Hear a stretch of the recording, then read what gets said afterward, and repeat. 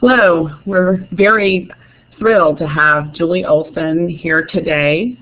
Many of you know Julie from presenting at workshops.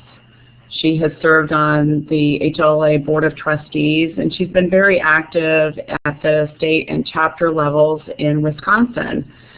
She has a long history with HLAA and before that SHHH, and she really understands the philosophy and the foundation of the organization.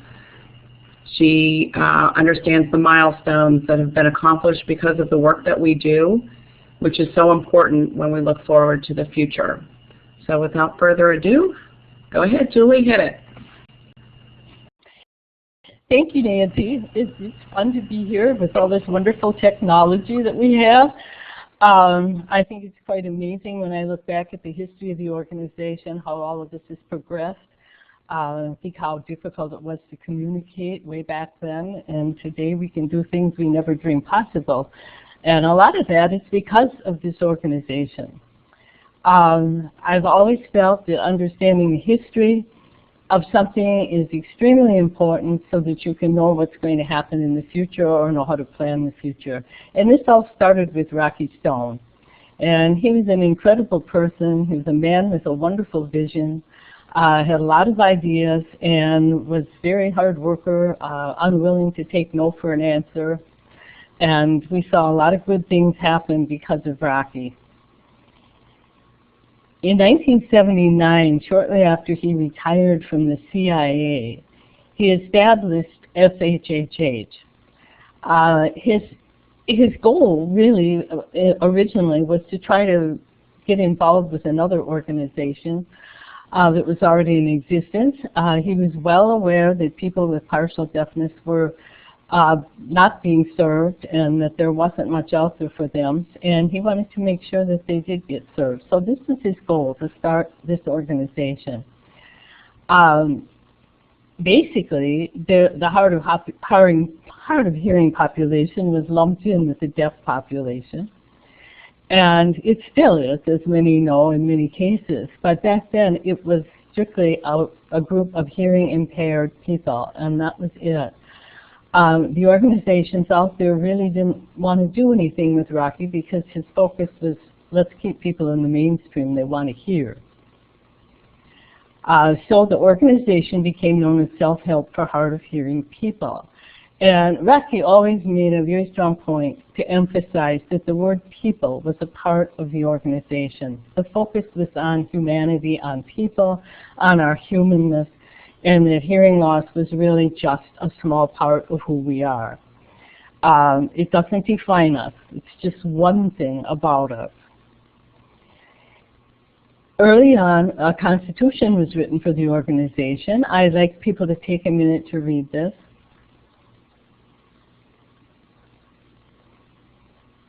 We immediately knew that we were people who didn't hear well, but we were not deaf. And the other things that we've picked out about ourselves can be defined pretty much in the next list of key words. We were isolated. Many of us were lonely. We weren't getting support from existing institutions. And the crazy part of it all was we had pretty much just accepted this as reality. And the bottom line was we felt that people didn't understand how we felt about this or didn't really understand us and how bad we struggled with things. We didn't know how to communicate easily. Most of us had late onset deafness, late onset hearing loss. We had grown up with language. We had been educated with language. And this was a huge change for us when hearing loss came about after that acquisition of language. Bottom line, we weren't sure how to help ourselves because none of us really knew what we could do to help ourselves. And we had a special program at one point about living with a hurt that didn't show. I think that still is an important comment. It doesn't show, and that makes it very hard to explain. So let's do something to change things. That was the attitude. And maybe if we could make hearing loss an issue of national concern, things would happen. In the beginning, the office was in Rocky Stone's home. and funding came from the family and friends. And they made a ton of sacrifices back then to get this organization going. They decided at one point that people should join the organization, and dues were $7. At that time, the media started drawing a little bit interest in what he was doing. So he started promoting loops, hearing loops, and started promoting the idea that we needed some support. I think this cover, which is the first cover from the first magazine the organization published, is very significant. It shows a friar with a halo with a wire connected to the wall and says, "Would you believe an induction loop?" Few people had ever heard of induction loops, but he introduced them to people, and some interest started in that topic, but it took a long, long time to get where we are today. I'll explain that a little more later. At the time, 1982, chapters started developing because people inquired. They heard little news clips in various places about the organization. One of the problems early on was the publicity the organization got through Rocky's involvement. Most of the media was more interested in his CIA connections than they were in the organization he was founding. And there were a lot of fascinating things about Rocky based on those CIA connections. I always found it amazing that he could speech read or lip read in 7 different languages. He had been stationed in the Middle East, and he was able to garner a lot of information with that skill. Most of us have trouble speech reading in one language and have to work very hard at it. So it just helps define what an amazing person he was. Shortly after the organization got going, we had a chance to get our feet wet in advocacy related to telephones and their compatibility with hearing aids. These were still landline phones with wires on them, but we wanted to make sure that the magnet and the magnetic frequency in those phones was left in them so that we could use the telecoils in our hearing aids to hear on the phone. And many in the industry thought that was crazy. But that was the first bit of advocacy that the organization got into relative to the phone. In 1983, the organization leased its first office in Bethesda, Maryland on Battery Lane. Thought that was kind of an interesting name for the first office's address. And he had a volunteer board which consisted mostly of friends and family members. They published a report on noise pollution because it was recognized that noise was a common cause of hearing loss even back then. But there was very little PR about that in the media. And they began thinking that, hey, why doesn't the National Institutes of Health have an institute within itself to study deafness and hearing loss? There was none. Most of the other institutes within that body had been there for years and years and years. In fact, most of them, some of them even for 100 years. So it was felt it was time that more research was done on this area, in this area, but it took a while to get that going. In 1983, we had 60 chapters, and several more were in the development stage. And in 1984, the first convention was held in Chicago. It drew 450 people, and those people were all exposed to audio loops and the wonders of assistive technology. I remember going home from that convention, being so tired I could hardly stand up for a week. I don't think I ever went to bed. We spent so much time talking to each other and learning that there were other people just like us, and just finding the amazing feeling that you belong to something important.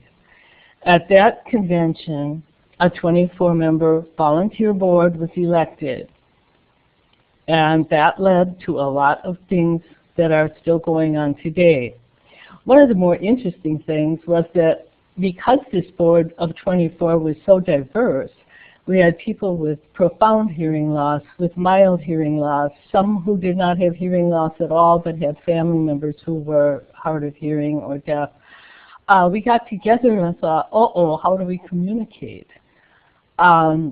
even with the loop technology, it was difficult. So we started out by having a staff member or a friend of the Stone family handwrite a summary on a board as presentations and questions were asked. Very slow process, but it worked. We progressed to using an overhead where the summary could be written by two people and one of them shown at a time. Again, that was slow, but it was a little bit faster. Pretty soon we had computer-assisted note-taking, and I think some of the staff, possibly Barbara Kelly, can still remember sitting at the computer, typing as fast as she could, and sending it up to an overhead projector in what was referred to as CAN. And of course, this ultimately led to CART, as we know it today, which is Communication Access Real-Time Translation. And I would like to take a minute to thank Deanna Baker, who is captioning this right now for us. This is not something that has been there forever, but we are certainly thankful and grateful that we have this now. We started to ask the major question: who are we? We weren't deaf, we weren't hearing, we were in between those two worlds, and it took us a long time to figure this out. During this time, it was estimated that 10 million hearing impaired people were in the United States, and that term was used to cover all of them. Out of that number, there were 2 million people who were considered deaf. But we just thought, oh wow, 8 million hard of hearing people are out there. We're going to have at least 1 million or 2 million members in the next few years. Well, that didn't happen. And we began to realize how difficult this population is to reach. In 1988, some major things happened. The SHHH had worked very hard to collaborate with other organizations, and we still do that today in areas that we overlap in our interests. But in 1988, there was an uprising by the students at Gallaudet College because they did not want a hearing president. They wanted a deaf president. And they started out with a lot of other demands, and this ultimately led to a lot of strong feelings about being fixed, or cochlear implants were bad because they were going to fix deaf people. It's very difficult to understand, but it's a fascinating thing. I highly recommend to anyone who isn't familiar with that deaf president now, march and activity to do some research on it, because it'll help you understand why we are different. We need to focus on our similarities, and we really do that a lot, but we are different. About this time, or during this time, the term hearing impaired was deemed politically incorrect. So we stopped using hearing impaired, but we do find that that term is used constantly in research data, and it's impossible to erase a term like that. It does define most of us, and all of us are hearing impaired if we have a hearing loss. But still, who are we is the question. In '88, the National Institutes of Health did add the National Institute for the Study of Deafness and Other Communication Disorders. That was something that the organization worked very hard to get across. We were fortunate. Ronald Reagan was president at that time, and he had hearing issues, so he was wearing hearing aids. That gave the industry a big push, so a lot of good things were happening. At the same time, the organization was invited to participate in the writing of legislation that will ultimately become the Americans with Disabilities Act. Rocky Stone was invited by Ronald Reagan to serve on the Access Board, the Federal Access Board. And if that had not happened, and we had not been in existence at that time, you can bet that communication access, as defined by the ADA, would have focused only on sign language. So we were in the right place at the right time. Through that, we were able to get FM frequencies released for our use with FM equipment. Prior to that, they were only available for use in deaf schools, and most deaf schools weren't using them. Caption capability started to be required in the larger TVs. Public venues were expected to provide access on request. We still have problems with that because so many people don't know about the kind of access that works for them. And most recently, CART was recognized as an accommodation. 1993 journal focused on communication access and all the different ways it can be achieved.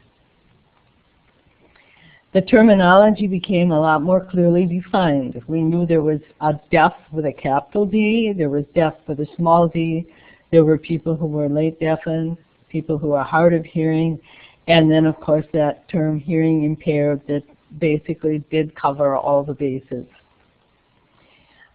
We also found out that the internet was here to stay.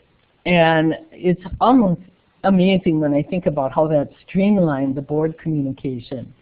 There were many people that were very reluctant to start using email. They didn't think it was going to be a big deal, and they were dragging their feet.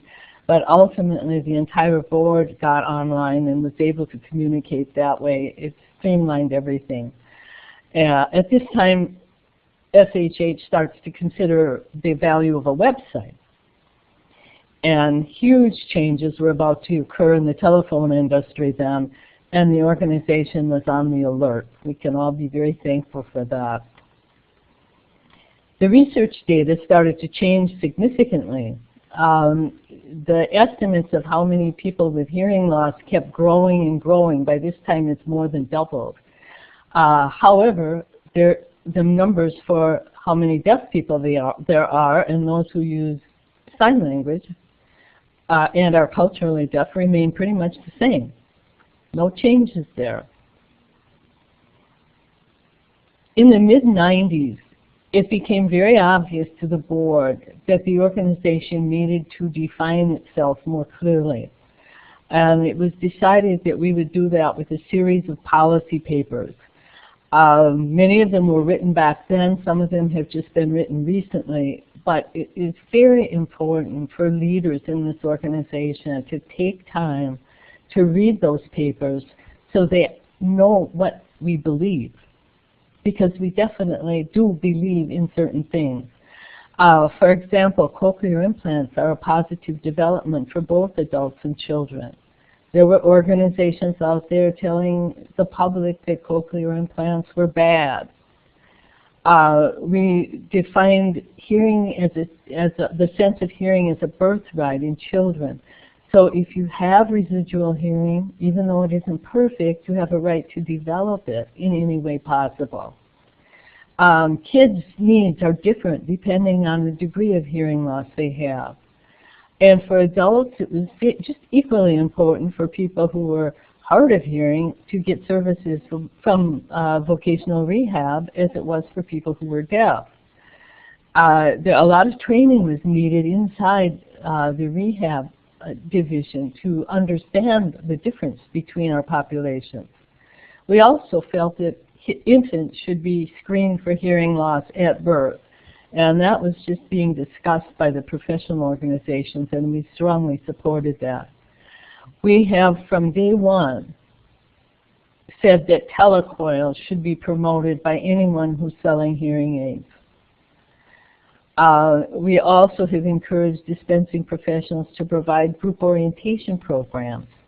If they won't come to our chapters, let's at least get them involved in talking to other people who have hearing loss so they realize they're not alone. This is a good thing. And today, one of our more recent papers is we are very open to exploring different hearing aid delivery systems. The more you know about the positions of the organizations on the issues, the more effectively you can lead and advocate. And I think we all understand that this is really a grassroots organization, and each one of us who is involved is part of the key to affecting change. In 1995, the research symposium was added to the convention format, and that was a very very interesting thing. Our conventions were being held annually, and people wanted more information. The people who came were interested in learning, and we were suddenly smart enough to include that type of event in the convention. So that was a real big thing that happened at that time. Cell phones were just starting to be talked about, and hard to believe, but many of them were still hardwired to cars. They weren't what we're using today, but we recognized that this was coming and we better be on top of it, and we have been. We collaborated with the United States Department of Education for the rules for IDEA for educating children. One of the things that Rocky gave us was his ability to understand the bureaucracy in the government. He was a bureaucrat himself. He understood the different layers. He understood why we needed to get inside, why we had to talk to people, who we had to talk to people. So we have had the advantage there of doing a lot of things that we might have struggled with had he not educated us all on that. Again, the newborn screening started being pushed. Chapters continue to develop, and the national organization has now established an umbrella organization so that affiliates have 501c3 nonprofit status without having to go through the process of organizing this themselves. That's made it a lot easier for new chapters. Yet many of the older chapters are independently organized and tax exempt. The mission statement was solidified at this time, and all of you should be well aware that our mission includes 4 different platforms, and we'll see that a little bit later in the slides. In 2003, the tax credit bill was introduced in the House of Representatives with our support. That bill has been introduced, reintroduced, introduced, reintroduced. It still hasn't passed, but we're still trying to get it passed. We began urging Medicare and Medicaid to cover cochlear implants. They were no longer considered experimental, so this was logic, and we have been pretty successful in seeing that happen. Around this time, caption phones were talked about and introduced. No one thought that was possible, and look where we are today with the caption phone. In 2006, some big things happened, and one of them was the name change. We became HLAA, and there were a lot of reasons for that. It was a huge change, and a lot of people weren't sure that was a good idea after having been so attached to the SHH name for so long. Another thing that happened in 2006 was the advent of the Walk for Hearing.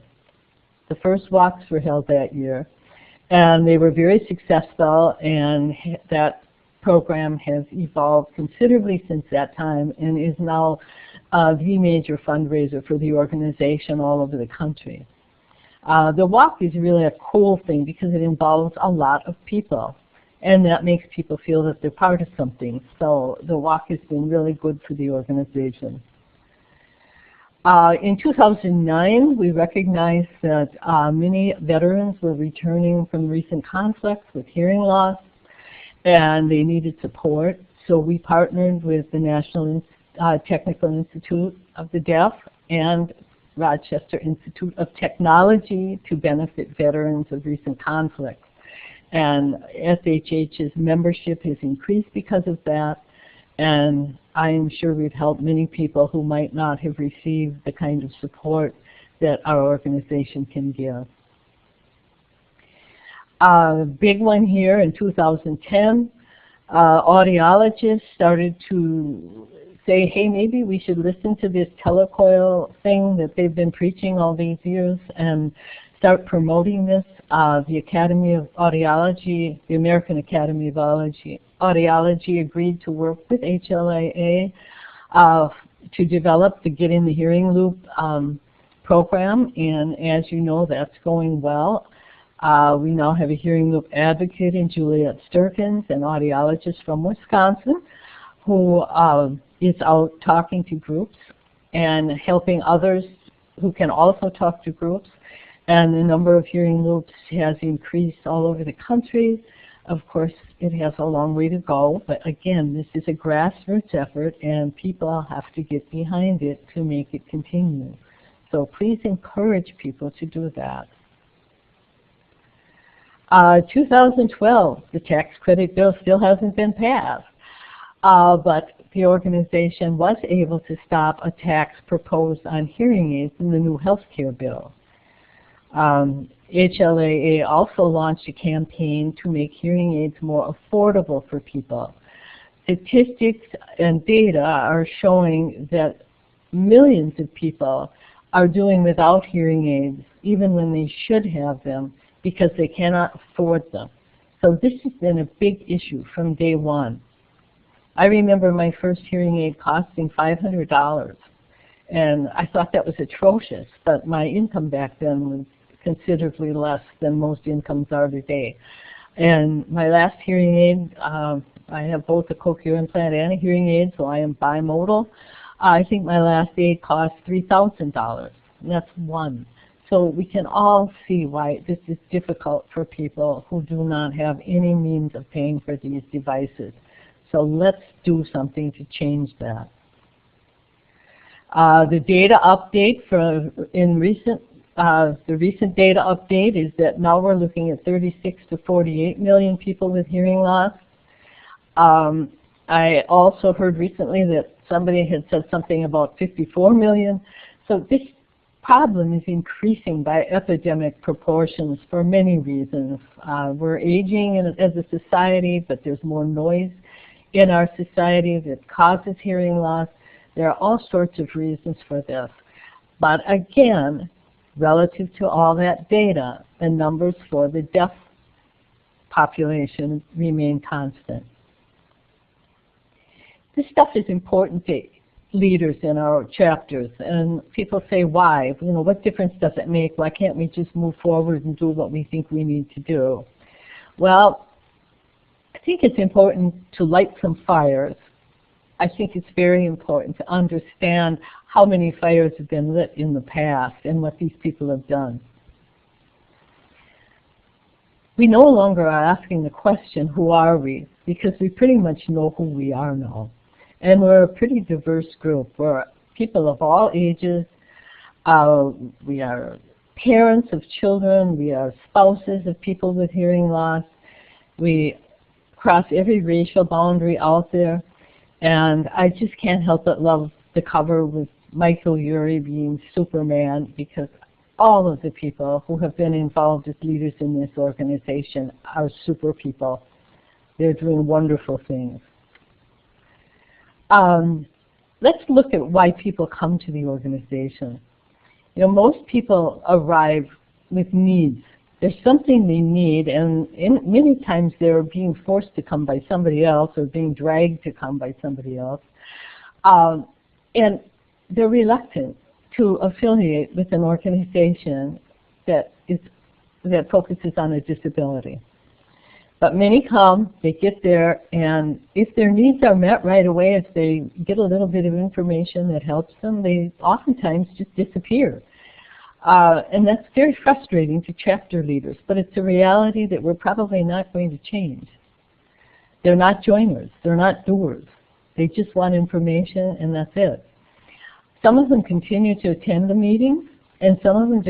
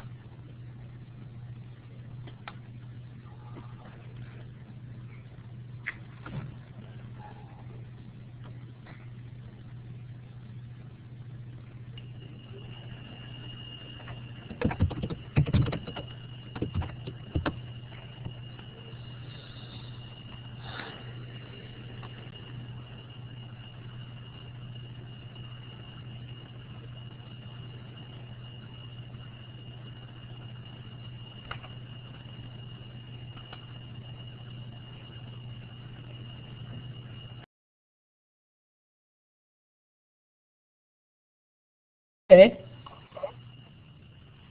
Okay, go ahead and continue, Julie. Okay. The people who stay often want to become involved in some way, and that's what we want them to do. We also have to deal with some of the ideas they have, and this can be a problem sometimes for the leaders in place because many of those ideas have been tried before.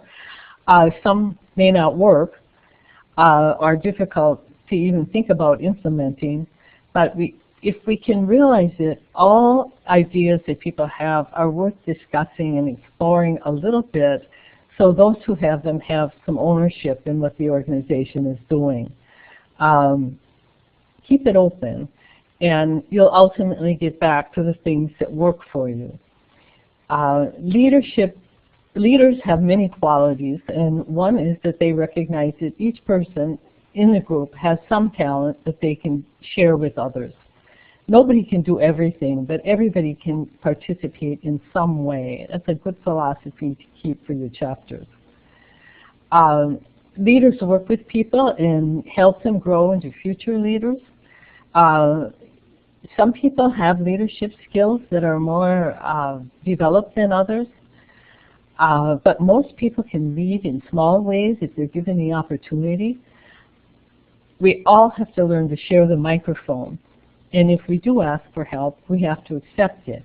But we also have to realize that some people are willing to try things, and they don't always stick with it. So we need some people who stick with it for a long time. I think those are the tribal storytellers. They're people like myself who've been involved for a long time. We have to be careful not to say, oh, we can't do that because it doesn't work. We need to listen to new people, but they also need and should listen to us. If we don't keep these people who have been around for a long time, we're going to miss a lot of the wonderful things that have happened in the chapter that bind it to the people. The broad mission of HLAA is important to understand, and you do that by understanding the policy papers, by communicating with staff, by following your bylaws. The affiliates should have bylaws or standing rules. Know what they are. And if you have a personal agenda, be careful not to overwhelm everybody with it. Some people can't get off of a personal agenda, and it makes it difficult. We all need to accept the need for change and use wisdom and tact when we're doing that. I go back to the change of the name in 2006. That was huge. There were people that were very attached to the organization as self-help for hard of hearing people. It meant a lot to many of us. But with the advent of the internet, it was logical that the organization wasn't being found as easily as it should be on the internet. If you're going to Google hearing loss, you're not going to get SHHH very high up on the list. So there were reasons for that name change, and it has worked out well, and we have become recognized as the voice for hard of hearing, or voice for people with hearing loss in the country. So that's a good thing. We can't always become what we need to be by staying the same. The concept of ownership is huge in organizations. If the people don't feel that they own a piece of the organization, they leave. So give people a chance to be a part of the organization in some way. Many chapters, the board makes all the decisions. The members maybe get a straw vote, but the board decides everything. Sometimes that's the only way you can get anything done, but try to involve other people in the decisions as best you can. Traditions and rituals are big. Each chapter has a few of them. Some have holiday parties, some have picnics in the summer, fundraisers that have worked. We have one in my chapter that started years and years ago that raises about $100 a year, which is not very much, but it involves 3 or 4 people, and this is their contribution to the chapter. So we've retained that fundraiser, and it keeps them feeling like they belong. That's important. If you have Founders Day recognition of some kind or chapter awards, keep them going. And by all means, try to have a delegate attend the National Convention each year. The information they bring back is invaluable. These are the resources the chapter needs. We all know what they are. Obviously, you have to have people. You have to have energy. You have to have ideas and money. Money comes when you get all these things put together, but it doesn't always come as fast as you need it to. But there are ways to raise money. And time is the one that everyone uses as an excuse as to why they can't do something. But we all have the same number of hours per day. It's a matter of how we manage it. There's never the right time to say yes to a volunteer job. There's always going to be something. You just have to find the people who are willing to volunteer, and they are out there. Chapter gets all these resources they need through different means: the newsletters, meeting notices, participating outside the organization, getting out and speaking to other groups, providing quality programs. Those are all important. The mission, the plank mission that I mentioned before, education, information, advocacy, and peer support, understand those, and they are all equally important. There's a lot of information right at your fingertips, and it's right where you probably don't go as often as you should, to the national website. Check it out. You should check it out at least every other week. There's current news, there's updates, there's ways to take action, and on the bottom there are quick links that lead to just about everything. The one down that's circled in yellow is where you're going to find those policy papers we're talking about. One of Rocky's best quotes was, "Problems are best solved when people who are concerned about them become part of the solution." I have become a part of the solution, I think. I've tried anyway, and I hope and encourage everyone that's watching this to become a part of that solution too. We can do a lot by working together. These are the people of HLAA. We no longer ask that question, who we are. We know who we are. Now it's a matter of doing something about it and letting other people know who we are. Thank you very much for letting me do this webinar. Having served on the board for all those years was just a very big, important part of my life. I have enjoyed the chapter level and the state level too, and I think anybody that feels this organization is important should try to get involved at one level or the other and make a difference. Let's continue Rocky's dream of making hearing loss an issue of national concern. Thank you. Julie, thank you so much for presenting today. It never amazes me. Every time I hear you speak, I learn something new. So thank you very much for that. And I know that everybody looks forward to seeing you in Austin and meeting you face-to-face if they haven't already. Thank you again very much. As a reminder, this has been recorded and will be available for replay on our website very soon. Thanks again, Julie, and thank you, Deanna Baker, for providing CART for today's presentation. Thanks again. Bye-bye. Thank you. Bye-bye.